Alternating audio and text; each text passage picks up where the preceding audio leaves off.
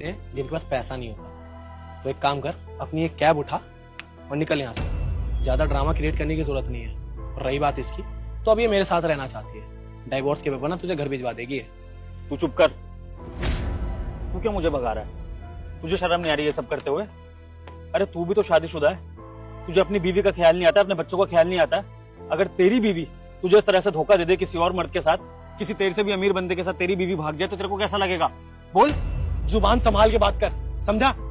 मेरी बीवी के बारे में बोलने का तेरा कोई हक नहीं है। और वैसे भी हम जैसे अमीरों की बीवी ना हमें ऐसा धोखा नहीं देती, जो जैसे गरीबों की बीवी देती है, जिनको सिर्फ पैसा चाहिए होता है, जो हम जैसे लोग देते हैं। और वैसे भी तू जैसे 2 कौड़ी के क्या वाली की बात में सुन क्यों रहा हूँ? सताक्षी चलो मेरे साथ। सॉरी सर, मैं आपके साथ नहीं जा सकती।